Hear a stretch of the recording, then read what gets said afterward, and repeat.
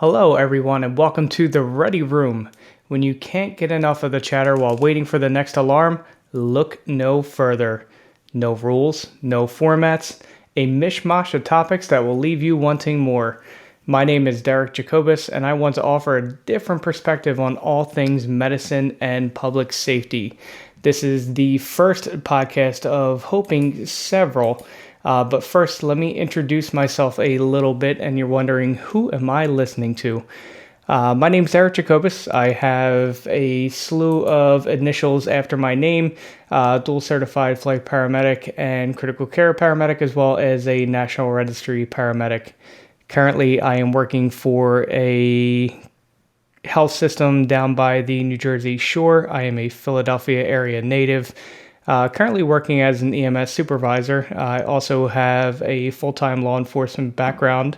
Currently working in crimes against children as an investigator, as well as a digital forensic investigator.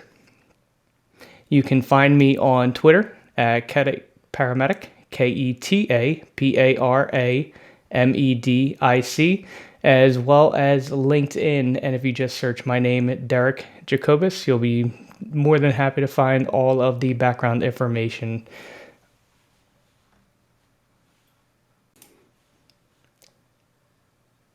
Being a Philadelphia area native, I am a huge football fan, so I am a huge Philadelphia Eagles fan. Football has been tried and true in my family blood for many, many years. Don't blame me, I grew up in Philadelphia, so I am a Philadelphia Eagles fan as well as a diehard Penn State football fan.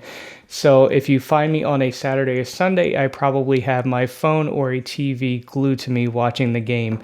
Not sure how much my family and kids enjoy walking around with a phone most of the weekend, but between that and a little bit of fantasy football, definitely keeps me occupied and gets me away from the public safety aspect of life.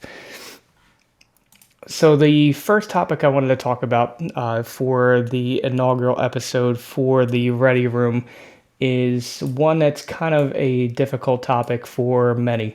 Not many people necessarily want to talk about it. It's one that kind of gets shied away by a lot of people, but it's suicide. And it's not responding to suicides. It's not going to a law enforcement assist where you're transporting somebody for a suicide. It's actually suicide in EMS. It's our clinicians, it's our friends, it's our colleagues, it's our partners in crime who we've ridden a 12-hour shift with or a 24-hour shift with. It's grown enormously big over the last few years.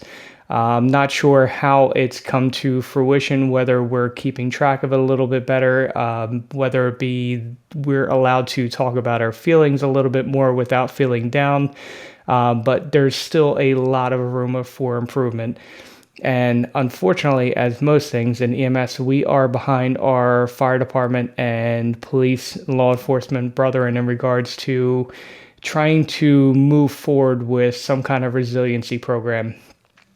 For example, so I am in law enforcement here in New Jersey, and the New Jersey Attorney General has recently mandated a resiliency program that all law enforcement officers need to go through. That's all. We are a very heavily populated state. We're very, very dense. In one county, there could be upwards of 30 towns that are in here, each with their own police departments, and each one of them need to go through a resiliency training program, which has been sponsored and put off by the Attorney General. There's nothing, as far as I know, that any states have done for EMS that kind of meets that. I had the opportunity to work for the agency that kind of got it off of the ground. It was a heavy lift from what I understand. It was many years in the making, but it was a 3-day program. Again, trying to get all law enforcement officers into a room and talk about their feelings probably would work as well as getting a bunch of EMTs and paramedics into a room and talk about our feelings. It just doesn't happen. In a big environment like that, trying to get people who typically don't open up is not necessarily the answer in my experience. But unfortunately, I don't have an answer to what we can do in order for people to open up a little bit more than they actually do. So this podcast is a little bit on the older side in regards to, it is now the beginning of October. I wanted to get this in for September. September was Suicide Awareness Month. Unfortunately, New Jersey recently lost somebody lost a paramedic for suicide. It was a heavy loss for the agency as well as her friends and family. But it's not something that makes the news. It's not something that word spreads around. It's usually kept pretty hush-hush versus a line of duty death where everybody in the world hears about it. A 2020 report by the U.S. Centers for Disease Control and Prevention found that the occupational group with the highest suicide rate in the United States was the mining, quarrying, and oil and gas extraction field. The suicide rate for males in that group was 54.2. The suicide rate for males in the healthcare practitioners and technical healthcare support is 23.6 and coming in second in the United States. The suicide risk for EMS workers in the United States, as measured by a percent of all fatalities, is about twice as high of the national average. So if this is more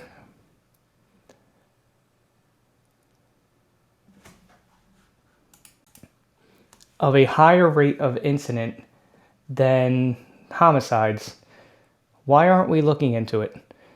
Why aren't we trying to come up with a program that will help our workers? Why do we step on the feet? Why do we step all over anybody who tries to help themselves? I'll give you a hypothetical. So you are a paramedic.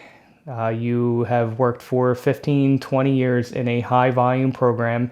All of my experience, unfortunately, is New Jersey, so I don't have any other experience other than the areas down here in New Jersey. But in a high volume environment, that person has seen everything from hangings to suicides to watching their own friends take their own life in front of them, and they're expected to come to work every day, to be happy, to give customer service, to be able to get the good customer service reviews when these surveys come out, as well as to continuing all of the education and training requirements that were mandated to do, whether it be in person or recently via distance learning or via Zoom meetings with the COVID-19 pandemic. But that person has gone out and they don't know what else to do. So instead of opening up, they start backlashing. They have a spouse and 3 children at home. And instead of doing that, they distance themselves. They pick up overtime. They get a second job, and they went from working a 36-hour work week, 3 days a week, to working 5-6 days a week, picking up 18-hour shifts in between.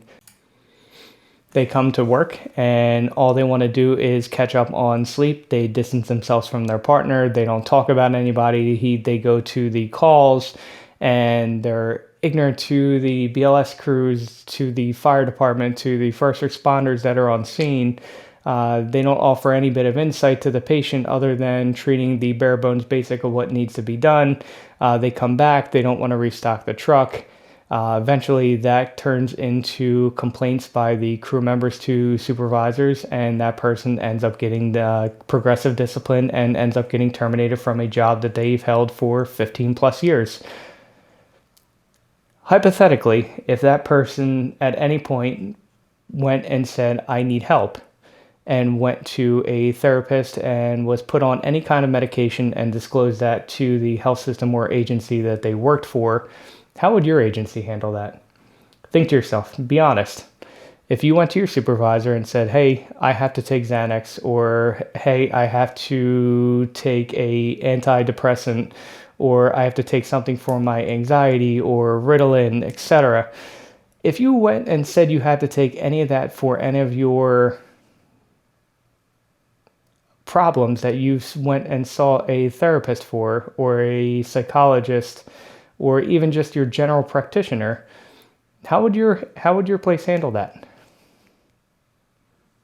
Again, honestly, I'll pause and give yourself a minute to think about it, because realistically, if someone came to me as a supervisor and said that they needed help, I will be the first one to jump and cheer for them for reaching out. Reaching out and acknowledging the fact that you have a problem is probably the hardest step out of all this. Finding a counselor, going to counseling, everything that happens afterwards, it's an uphill battle. But the fact that you are looking and you want and you acknowledge that something is wrong is probably the first step in acknowledging and being aware that something is wrong. And I have to be honest, I don't see anybody in law enforcement, fire service, EMS jumping and knocking down barriers to say, hey, listen, I definitely have a problem and I want to go to therapy. Because the minute you come around and everybody in your agency finds out that you're going to therapy for X, Y, and Z of a problem, realistically, what's going to happen? Everybody's going to, and I guarantee I know what you're thinking, everybody's going to talk about it. And when that gets talked about, that'll eventually leak to your administrators. And then how is your administrator going to handle it? How's your administrator going to handle that? Hey, you never disclosed that you had to take anti-anxiety medication and you're treating patients like this day in and day out. Yes, they're happy that you've picked up 18-hour shift overtime over and over and over again. But realistically, how are they going to take that you're taking medication on a daily basis? I don't know how that's going to help. If you're going to therapy and you acknowledge that you're having issues, whether it be PTSD or anxiety or depression, if you have any of that stuff, how is that going to play if everybody in your agency, including the administrators, find out? The problem is we need to get out of our own heads. I'll be the first to say that I've been to therapy. I've been to counseling. I've gone for many, many years. The crime that I currently investigate at work is crimes against children. I've been to therapy as part of a task force that I was on. It was mandated for quite a few years that we attend. On top of that, I actually went and did my own therapy and counseling, and literally it was about an hour of talking to a guy at a bar. It's not anything that is mimicked on TV. You're not laying on a couch. You're not doing anything that is traditionally shown on media of what a therapist is. On top of it, it's like dating. It may not take you it may not be the first, second, third therapist that you see, and usually by that time, and I'm speaking from personal experience, you start to get pretty down and out the fact that you're not going to find anybody that you connect with, especially with what we do. I mean, let's face it, what we do is not necessarily something that is common and not necessarily something that is normal for our day-to-day basis of people that walk the streets, of our bystanders that are not doing the job that we do. Not many people can wake up, go get coffee, respond to a shooting, or respond to a call where someone's been deceased for months at a time that's now mummified, laying in a hotel room, and leave and then go finish their breakfast because that's what they missed when they first went to that 911 call. This is all stuff that we continue and always have, and it has always been pushed down. I mean, I've been on the job for 20 years, and I was always taught to push it down, push it down, push it down. Well, I'm now watching 20 years paramedics that I have had the opportunity to walk alongside that are now having issues with pushing that down for 20 plus years. And the fact that no one has ever acknowledged that it's okay to come out and say, yes, I have a problem, and yes, I need help, and yes, I'm going to therapy, and yes, I may need medication to help me over the rough part, is all okay. And the fact that you can continue to be the person that you are while doing all of those things and continue to be a positive and strong clinician is something that should be shown and absolutely acknowledged by administrators for EMS throughout the country and throughout the world, honestly. It's a little bit different in England, Australia in regards to suicide and how they treat and how they take care of this stuff in regards to their clinicians being on medication, having going to therapy, but that should not be looked down upon by any means. And the first step of anybody, like I said, should be acknowledging that you have a problem. And a lot of us do. And realistically, I had the opportunity to be part of a nonprofit suicide awareness group. It is down in the South Jersey area.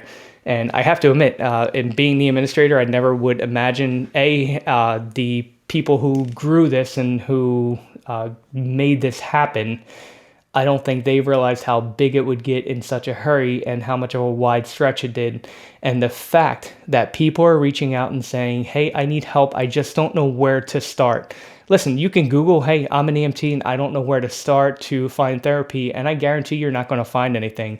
You're going to jump on a website like Psychology Today, and I'm giving you my own personal experience, and you're going to scroll through thousands of therapists, all with different degrees, all with different resources, all who treat different kind of conditions. Well, if you don't know what kind of condition you have, then what are you searching for? Realistically, most of us probably have some form of a PTSD, but if you don't know what you have, you don't know what you're searching for. And there's no easy way to search for first responder or law enforcement or EMS. Those people are few and far in between that actually understand what we do and to be able to guide us in the right direction of what we're supposed to do moving forward with therapy.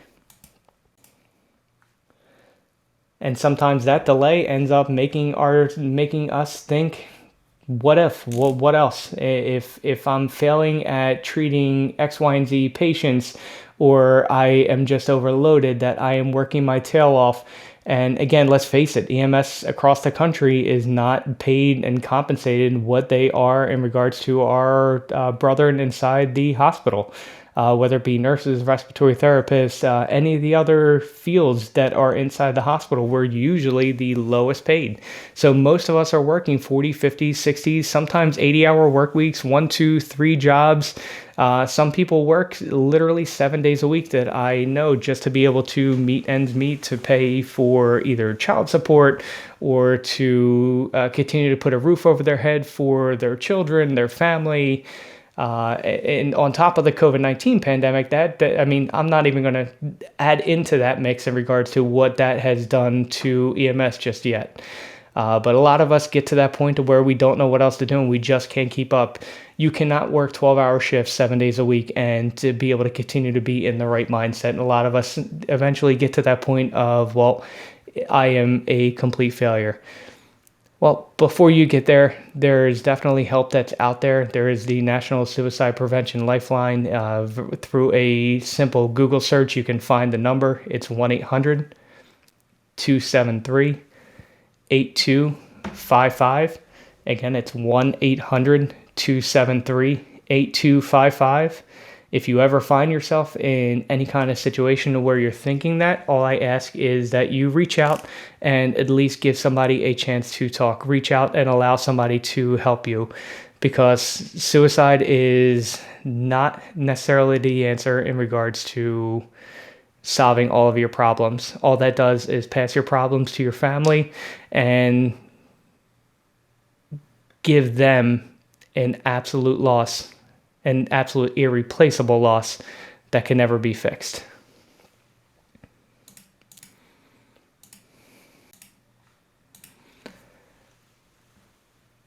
I want to throw another hypothetical question.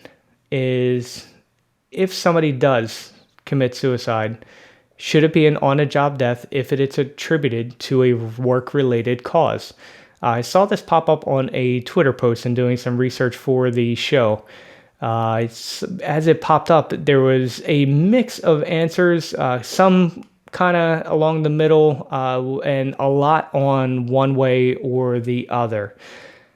If somebody leaves a note and attributes their stress and depression that happened from on the job, whether it be attributed to one specific call or an attribution of multiple different things, if all that was the reason that they committed suicide, should that be considered on the job, and should they be allowed the benefits of an line of duty death as an EMT from your agency?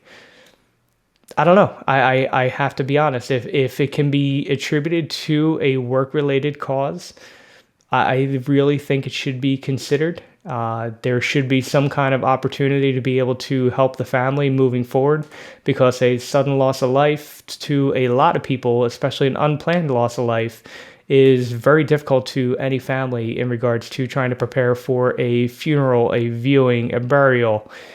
Everything that happens afterwards is a very difficult thing financially, a very difficult thing psychologically for a family to deal with. So is there something that your agency has, or is it something that you can go back to where you may have a line of duty death policy, but not necessarily a suicide policy? Does someone from your agency go and sit with the family or offer services, or to be able to do fundraisers? What is out there? Do you have any nonprofits that would help the family financially get over the burden and to be able to figure out what to do until, if that person has life insurance, until that check actually gets signed? And a lot of times, if that person does have life insurance, if there is a suicide clause, that person may not get paid. So the administrators that are listening to this show, I ask you to go back and bring this up. I'm really curious, and I really want to know your thoughts in regards to, if this happened, if a suicide happened and the suicide note or whatever causes could be attributed to the on-the-job stress, would that person be eligible for line of duty deaths? And I'm going to try to throw that question up on Twitter, and I'm really curious of your answers. Again, reach out to at Keta Paramedic, just like ketamine, but paramedic, KETA paramedic. Reach out. I want to throw the question on and give me some feedback. I'm really interested in what you think in regards to if it is a on the job attributable suicide, can that person be eligible for benefits? And what would your requirements be? And if you do have a policy, I am actually really curious if you're able to share that. I'm able to read it. I'm really curious at what that actually says. So what I'm going to try and close with is what is being done to help us? What are being done to help the EMS responders become, the key word is resilient or resiliency? What programs are out there that are offered to us? And I know a lot of people are going to shove right down my throat is the EAP. Well, the EAPs, the emergency programs, assistance programs that are offered by a lot of agencies, especially some of the bigger health systems that are here in New Jersey. A lot of the EAP programs that are out there usually offer you it's kind of a textbook contract that they sign with a healthcare provider. So it's usually 3 free sessions that you get for the therapy, and then they can kind of point you in the right direction to where you need to go. Or if those 3 sessions are good and you just need to vent for whatever reason, you're getting divorced, you're going through some financial troubles, and you just need somebody to talk to, those sessions are free and given to you by your agency. And a lot of agencies have jumped aboard on that. But in regards to us, there's nothing really out there that is sponsored by the government or that is paid for that will help us become more resilient. Listen, we all acknowledge there's a problem. Throw EMS suicide in Twitter and it jumps all over. Jump on any Facebook group that has EMS in it. I'm in quite a few, and they'll mention it. We know it's an issue, but we're not doing anything about it. And definitely the government or anybody else is not necessarily recognizing that we have an issue on our side of the house in EMS. In law enforcement, President Trump recently signed or put into bill, it's law S2746, basically saying that the Attorney General, acting through the Director of the FBI, shall establish, for the purpose of preventing future law enforcement suicides and promoting understanding of suicide in law enforcement, the Law Enforcement Suicide Data Collection Program, under which law enforcement agencies may submit to the director information on suicides, attempted suicides within such law enforcement agencies. And all this stuff will be confidential and kept by the government in regards to figuring out and collecting data of EMS suicides. Well, on the EMS side of the world, there's nothing really out there that collect that. It's voluntary to report anything. And if you do any search for any kind of research on it, I'm going to save you the trouble that it's few and far in between. There's a paper published in the October 2nd, 2020 by Neil Vigil and others from the University of Arizona College of Medicine, Phoenix, the Department of Emergency Medicine, titled Suicide Among the Emergency Medical System Occupation in the United States. And they're the ones that came to the conclusion that in a multi-state study over about 10 years, they found that firefighters and EMTs had significantly higher proportionate mortality ratios for suicide compared to the general U.S. working population. Also in that paper, these elevated levels of suicidal ideation and suicide attempts are hypothesized to be the result of occupational hazards associated with the EMS profession, which include routing exposure to high levels of physical and psychological stress. Well, that literally is our work day in and day out, and you add the COVID-19 pandemic in the last 2 years, and let's face it, I mean, you guys I remember when COVID-19 first started, we went from going call to call to call to now going to a call, stopping, putting on a gown, putting on a P100 mask, putting gloves on, making sure all of our gowns are completely taped up, and bringing in the bare minimum into a house as to not expose any of our equipment over and over and over again. Then ride that patient to the hospital. In New Jersey, we run a chase car program, so we jump into the back of a BLS ambulance, drive to the hospital. Once we're there, we obviously have to decon and make sure we're going in a safe manner to not potentially infect any other patients inside that ER, and then come back out and then wipe everything down and make sure we're decon, make sure we're safe. And next thing you know, we're doing that same thing 5, 6, 7, 8, 9 times and watching patients basically go into respiratory and cardiac arrest in front of us, but not being able to bring anybody else, including their family members, to say goodbye because you didn't want to get them infected or possibly exposed to potentially COVID-19 because we could not test at bedside pre-hospital. So as you're doing this, you're watching the emotional draw that it absolutely takes on family members. And I will say that it is strayed many close friends away from the EMS world. It's strayed many close friends from the nursing world, and other people have looked for other careers just because they don't want to deal with it. You can absolutely throw a search term of travel nursing in TikTok, and you will see exactly what I mean. A lot of people are realizing that they can make a lot more money doing exactly what they do for travel nursing. It's not for everybody, and they also have contract paramedicine. If you are single and eligible or able to travel and don't necessarily have too much stuff tying you back at home, it is absolutely something that is out there and pays very, very well. As you can see, if you do have the app TikTok or even Google, throw it in there and you will be surprised of what you actually see and what healthcare systems are actually paying now that they are running into massive shortages clinician-wise. And it's everybody. It's nursing, it's techs, it's physicians, it's EMTs, it's paramedics. I don't know a time when a specific health system that I know friends in that says that they don't have a manpower shortage.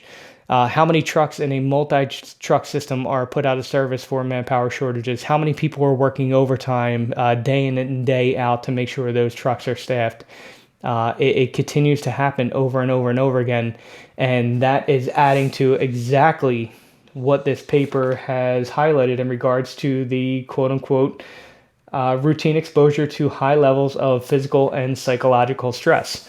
And again, it's a running joke on a lot of memes, but the usual thank you is let's throw a pizza party.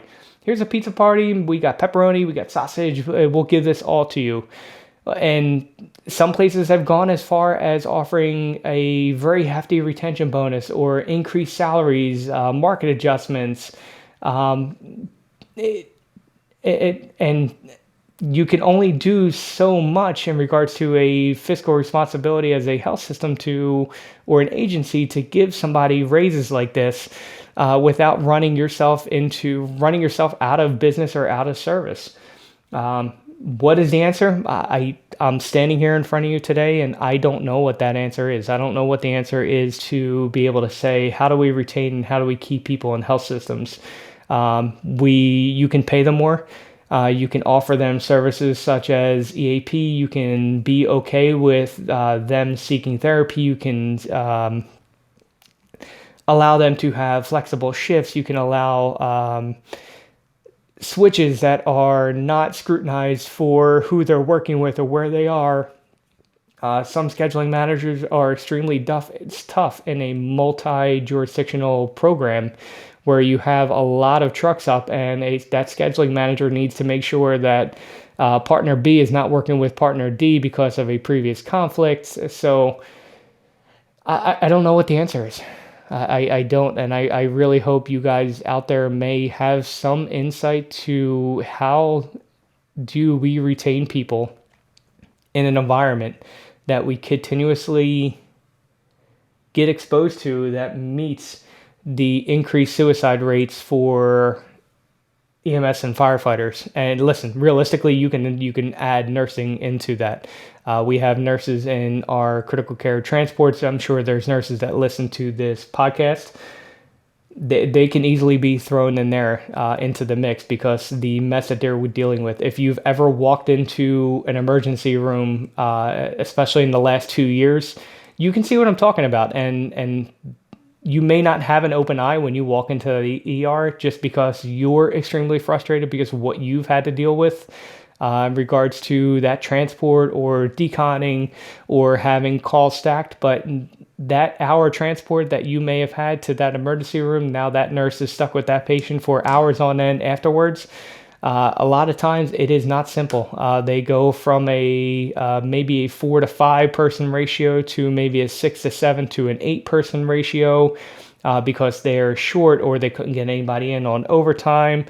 But that is happening across the country, and I see it through social media. I see it through a lot of the Facebook groups I'm in.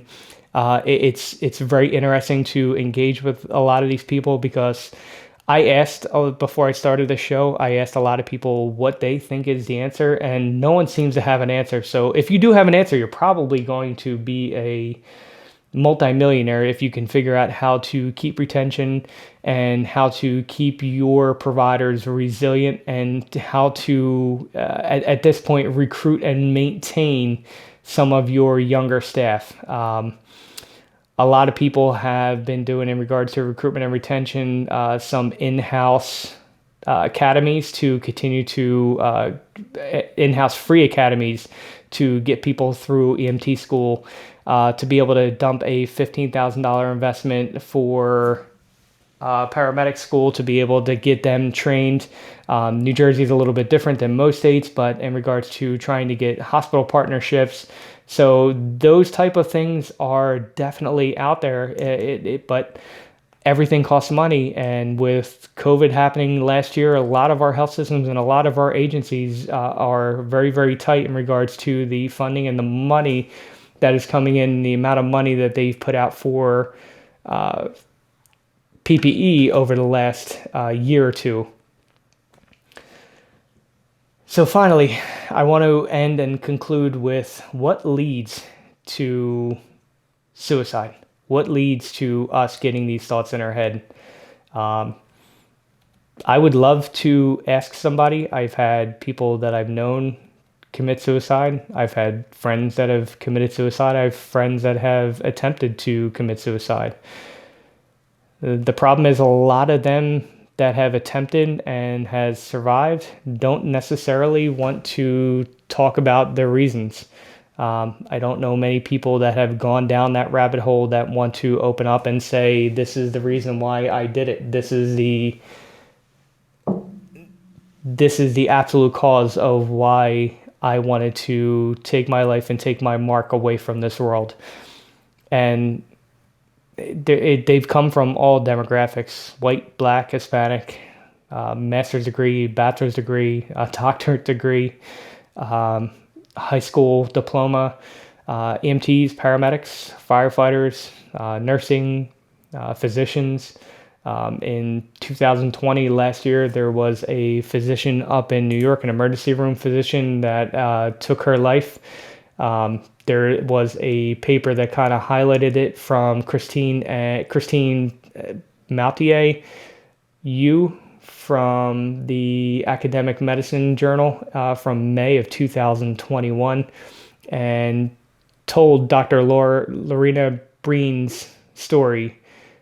She graduated from medical school in May of 1999. She's been around for many years, over 2 decades worth. But she committed suicide on April 26th of 2020. She was working in the epicenter of the COVID-19 pandemic as an emergency physician at the New York Presbyterian Hospital in Manhattan. She contracted COVID-19 through that, falling ill after a handful of days treating patients during the pandemic. When she returned to work after about 10 days at home, everybody began to ask whether or not that the COVID-19 virus infected her brain, because her behavior and speech were dramatically different during the recovery. And all that eventually led up to her suicide. And this is somebody who was in the midst of everything. And New York was a very, very high rate of transmission. It was right up there between New York, New Jersey. All of us were fairly high on the East Coast as everything started to expose. And as we began to find out more about what this virus is. But what leads us there? Realistically, from what I understand and what I've read and what I've looked on different kind of forums, Reddit is a great open forum to where you can kind of get an unbiased view from many people who have contemplated suicide, but they're not EMS specific. If I were to say, between the burnout, and listen, if you've done this for any longer than a minute, burnout is definitely a key. I switched careers almost 15 years ago, from doing EMS full-time in a very, very high volume area. And when I left, I was only a paramedic for about 6 or 7 years. And I have to say, I was pretty burnt out. And if you ask anybody who I worked with, they would probably agree. I enjoyed going to work for the most part, just because I was in my early 20s. At that point, I was making somewhat decent money. I was working just like everybody else does. I was working 5-6 days a week. I switched over to permanent nights. My sleep pattern got thrown off because I would stay in the morning, cover a couple hours in the morning. Burnout is definitely a big thing in EMS, just because the compensation is not all that much and we work our tails off. Fatigue. All that working eventually leads to fatigue, and then that fatigue eventually leads to depression. If we don't get enough of our me time, that is going to eventually lead to a depressed, sometimes angry rage. And that constant exposure to things that not many normal people see, and I don't have to go into detail what that actually is. Any one of you, the minute I say that, probably brings, I know it does to me, brings your mind to a scene that you don't want to see, that continues to replay in your mind over and over and over again. I can probably tell you my top 3, and at every party, the minute they find out that you're in any kind of public safety, what's the one question that they always ask? Oh, what's the worst thing you ever seen? Oh, I don't necessarily want to explain it to you. It's not cool. It's not anything else other than I want it out of my brain, but it lives rent-free and sitting up there. So what, out of all that, how do we fix that? And that's kind of the question that I want to leave to you guys. How do we fix it? Because I don't have an answer. How do we get some sort of resiliency program for EMS across the country? If you have any resources to be able to do so, I would love to hear. If your state has something, please pass it on, because I could not find anything in my research. Please reach out to me again on Twitter, LinkedIn. Reach out and let me know, because I truthfully could not find any resiliency programs specific to EMS. There's a bunch for law enforcement, a handful for firefighters, but I could not find anything specifically for EMS. And if your agency has done anything agency specific, like if you're a large agency, please let me know that as well, because again, I am extremely curious to where if agencies are trying to jump in front of this and be proactive, and letting people know that it is definitely okay to go talk.